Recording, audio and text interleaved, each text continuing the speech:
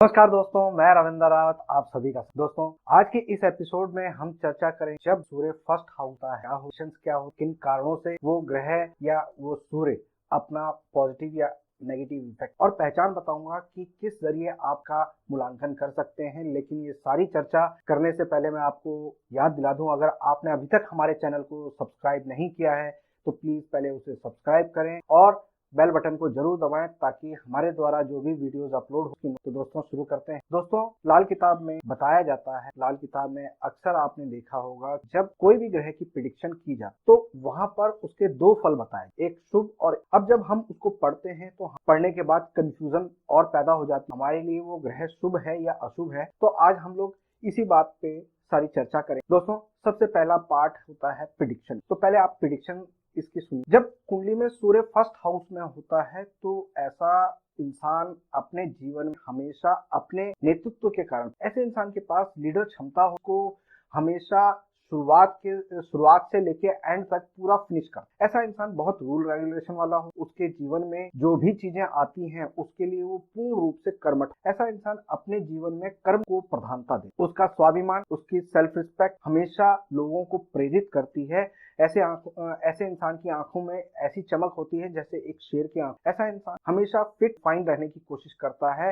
उसकी कोशिश वो अपने द्वारा को पीड़ा ना दे या किसी भी तरीके नाराज न। ऐसे लोग ऊंचे अधिकारियों के साथ संबंध जीवन में जहां पर भी जाते हैं वहां पर अपना एक प्रभाव छोड़ते। ऐसे लोग छोटी उम्र से ही बहुत वादी हो जाते हैं, कर्मठ होते हैं और अपनी मेहनत के कारण लोगों में जाने जाते। ये लोग अक्सर अपने जो पॉजिटिव थिंकिंग है उसके लिए जाने। इन लोगों की सबसे अच्छी बात जो होती है वो ये होती है, चाहे इनका शरीर कितना भी और कैसा भी हो, यानी ऐसे लोग बहुत ज्यादा मोटे नहीं होते, बहुत ज्यादा पतले नहीं होते, ये लोग स्लिम ट्रिम होते हैं।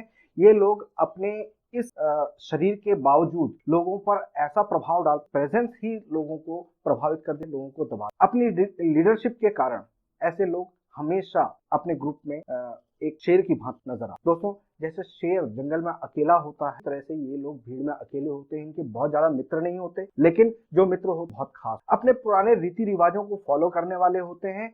और ये लोग जब भी जहां पर भी रहते हैं तो वहां पर अब जो डेली रूटीन को बहुत ज्यादा फॉलो करते हैं। टाइम से उठना, टाइम से सोना, टाइम से खाना, ये सारी चीजें इनके साथ। अब दोस्तों ये तो जनरल प्रिडिक्शन। अब इनके अच्छी प्रिडिक्शन क्या है और बुरी प्रिडिक्शन क्या है ये आपको समझने की जरूरत। सबसे पहली बात, अगर शुभता की बात करें तो ऐसा इंसान स्लिम ट्रिम, मोटा नहीं होगा, पतला नहीं होगा, वो स्लिम ट्रिम होगा और हमेशा तन कर चलने वाला इंसान। उसकी बातों में स्पष्टता हो, वो घुमा फिरा के बातों को नहीं कहेगा, उसको स्पष्ट रूप से बोलने की आदत। ऐसे लोग जिस भी घर में रहते हैं वहां पर रोशनी का पूर्ण रास्ता होता है। ऐसे लोगों के घर में जो रोशनी आती है वो पूर्ण रूप से आती है।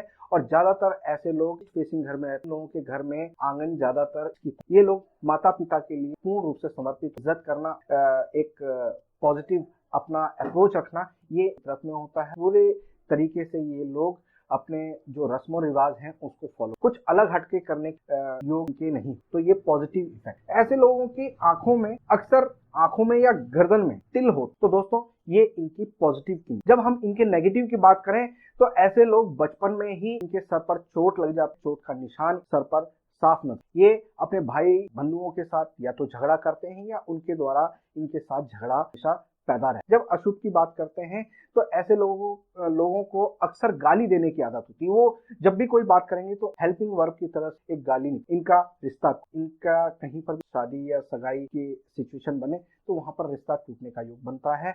और मैं की आदत बहुत ज्यादा होती है। ऐसे लोग यानी स्वाभिमान अलग चीज होती है और अहंकार अलग चीज होती है। तो इनके बातों, व्यक्तित्व में आप मैं वाली प्रवृत्ति, ये अशुभ। तो दोस्तों शुभ अशुभ मैंने दोनों। अब ग्रामेटिकल लॉजिक समझ। दोस्तों आपको मालूम होगा कि कुंडली में जब हम फर्स्ट हाउस के दो मुख्य ग्रह हो, एक कारक हो जड़ राशि, मेष राशि के कारण यहाँ पर मेष राशि के स्वामी मंगल देव यहाँ की जड़ राशि ग्रह बन। और जो ये घर है वो तख्त हजारी कहा गया है या इसको तख्त कहा गया है, यानी राजा की गद्दी कहा गया है।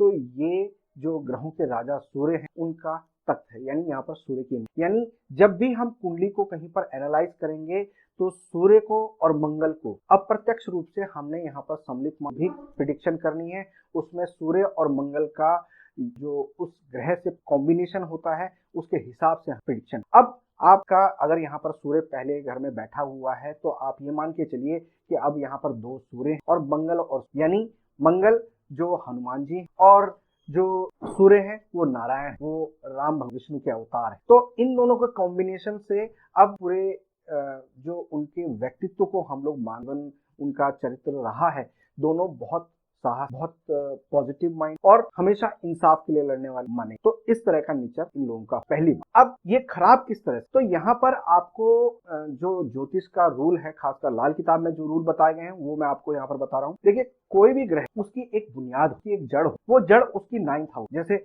हमारे जीवन के लिए हमको अब पितरों का एक संचित भाग्य मिल, यानी उन्होंने जिस वंश को बनाया, ट्रैक पे चले, जो एक हमारी पीढ़ी चलाई, उसी में हमने जन्म लिया, तो वो हमारा भाग्य हुआ। कोई अमीर के घर पैदा हुआ तो उसके बड़े बुजुर्ग अमीर थे ना, तभी तो वो वहां पैदा हुआ, और कोई गरीब था, तो ये हमारा भाग्य है। गरीबी या अमीरी जो हम लेके पैदा हुए या जिसमें हमने जन्म लिया वो आपका भाग्य है, यानी 9th हाउस। यानी पहले हाउस के लिए 9th हाउस उसकी बुनियाद होगा।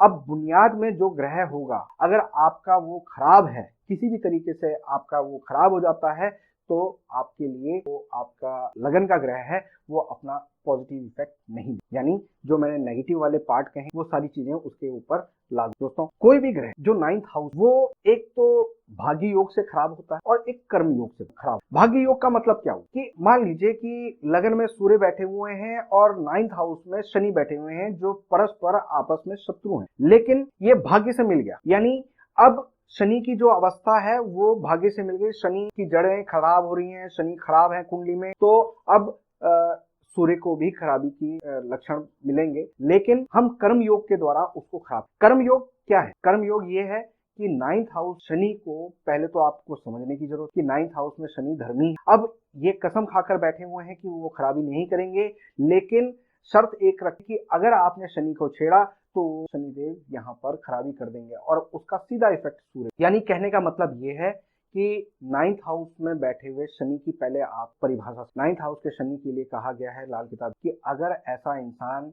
अपने 3 रिहायशी मकान बना लेता है तो उसका ये खराब हो जाता है। अगर ऐसा इंसान अपने घर की छत खराब कर लेता है, घर लोहा कबाड़ इकट्ठा कर लेता है, अपने घर की छत पर लोहा कबाड़ इकट्ठा करता है, अब सीढ़ियों के ऊपर लोहा कबाड़ इकट्ठा करता है, परछत्ती पर लोहा इकट्ठा करता है, तो उसका ये नेगेटिव इफेक्ट देगा, जिसका सीधा इफेक्ट सूर्य पे पड़ेगा और उसको भी मैंने फलित को खराब। तो यहाँ पर दूसरा जो ग्रामर बताती है वो ये बताती है जो सूर्य की जड़ें हैं, सूर्य की एक जड़ तो आपके 1st हाउस में है और दूसरी जड़ जो बनती है वो उसकी राशि से 5वें घर में। अगर 5वें घर में जो ग्रह है वो आप तरीके से खराब कर देते हैं या सूर्य के दुश्मन ग्रह बैठ जाते हैं, तो उसके कारण अब सूर्य, मान लीजिए आप 5th हाउस में राहुदेव, तो राहुदेव के बैठने के कारण अब अगर आप किसी भी तरीके से राहु को खराब कर देते हैं, जनरली यहाँ पर भाग्य योग से तो आपको राहु यहाँ पर आगे तो सूर्य को ग्रहण लगा ही देते। अब ऐसे में आप कुछ कर्म ऐसे कर देते हैं जिससे कि राहु और नेगेटिव हो जाए, तो उससे जो आपके सूर्य है वो इफेक्टेड होंगे और आप सूर्य के 1st हाउस के उच्च के प्रभाव मिलने चाहिए वो नहीं। तीसरा मापदंड जो बनता है इसमें वो बनता है आपका 10th हाउस, यानी धोखे का। किसी भी ग्रह के जो 10वां घर होता है वो उसका धोखे का। अगर लगन में सूर्य बैठे हुए हैं तो ऐसे में जो कर्म का हाउस है, 10th हाउस है, अगर उस जगह पर कोई भी ग्रह बैठा हुआ है और वो किसी भी तरीके से दूषित हो रहा है या कुंडली अंधी हो रही है और उसको आप खराब कर देते हैं, किसी भी तरीके से खराबी पैदा करते हैं, तो यहाँ पर वो सूर्य नेगेटिव आपको शुरू। तो यहाँ पर ये जब लगन में सूर्य बैठे और 8वें घर में शनि बैठे हों तो सूर्य की टक्कर 8वें घर को पड़े, लेकिन जब शनि यहाँ पर आते हैं तो ऐसे में शनि की उल्टी टक्कर पड़ती है लगन को 8वें घर में। एक ही ये कंडीशन बनती है कि जब शनि 8वें घर में आते हैं तो उल्टी टक्कर लगन को देते हैं, लगन में बैठे हुए ग्रह को देते हैं।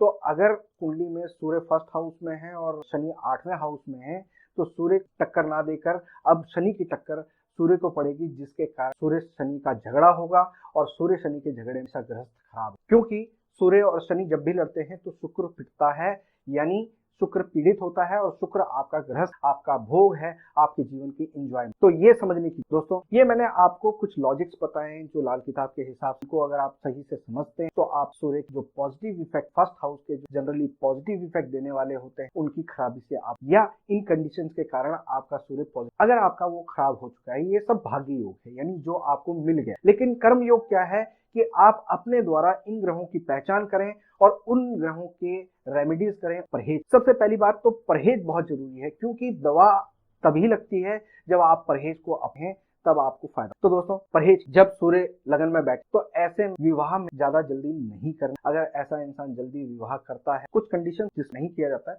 लेकिन सूर्य के समय पर और शुक्र के समय पर ऐसे इंसान को विवाह नहीं करना। ये जनरली आज के समय में 28 के बाद विवाह हो रहा है, तो वो उत्तम समय। दोस्तों जब सूर्य लगन में बैठे हो और ऐसे में आप दिन में संभोग कर, तो सूर्य और शुक्र का मेल हो जाता है, शुक्र पीड़ित होता है और वो यानी दिन में संभोग ना करें। आप अगर आपके सूर्य नेगेटिव प्रभाव में है, जो मैंने लक्षण बताए हैं उस प्रभाव में है, आपको सूर्य का इफेक्ट नहीं मिल रहा, तो रिश्ता रोकने के लिए, रिश्ता खराब ना हो उस चीज के लिए आपको जिस दिन सगाई हो उस दिन से गुड़ खाना छोड़ देना चाहिए। घर में तांबे का स्टॉक नहीं करिए और गेहूं घर, तो इन चीजों से आपके सूर्य नेगेटिव वो जा। अब उपाय के तौर पर अगर आपको यहाँ पर सूर्य नेगेटिव दे रहे हैं, आप इन परहेजों को भी अपनाना शुरू कर चुके, तो उपाय से दुरुस्त कैसे? जब सूर्य पहले हाउस में बैठे हों तो ऐसे बंदरों को गुड़ बेहतर। अगर आप यहाँ पर किसी भी तरीके से सेहत से संबंधित परेशानी देख रहे हैं और आपका जन्म दिन का नहीं है, यानी रात का जन्म है, तो ऐसे में आप गुड़ अपने सर से एंटी क्लॉक वार को जल प्रवाह करते हैं, तो उससे आप काफी। दोस्तों जब सूर्य यहाँ पर हों और आपके पिता का सुख आपको ना मिल रहा हो, तो सूर्य नेगेटिव लाल चींटी जो सूर्य अशुभ की निशानी है, तो उनको आप आटा अगर आप डालते हैं चीनी के साथ मिलाकर, तो उससे आप, अगर आपके करियर में कहीं पर दिक्कत आ रही है, आपको परेशानी आ रही है, आप अपने करियर को पूर्ण रूप से भोग नहीं पा रहे हैं, या आप जो लक्षण मैंने बताए उनसे जूझ रहे हैं और उसकी वजह से आपके करियर में आपको दिक्कत आ रही है, सफलता नहीं मिल पा रही, आप जो डिजर्व करते हैं वो आपको प्राप्त नहीं हो रहा है, तो ऐसे में आपको माणिक रत्न धारण करना और सूर्य को जल अर्पण, ये छोटे छोटे उपाय जब आप अपना और जो परहेज आपको बताए उनका ध्यान रखें, तो आपके जीवन में सूर्य का जो पॉजिटिव इफेक्ट है वो आप उसे भोग पाएंगे। अपने कर्म योग के कारण, अपने भाग्य योग से आप पूर्ण लाभ उठा। उम्मीद करता हूं कि आप मेरी इन सारी बातों को समझ। किसी भी तरह का कोई डाउट हो, कोई सवाल हो, तो हमें कमेंट बॉक्स में जरूर लिखें। लाइक और शेयर करना बिल्कुल ना भूलें। फिलहाल मैं अपनी वाणी को विराम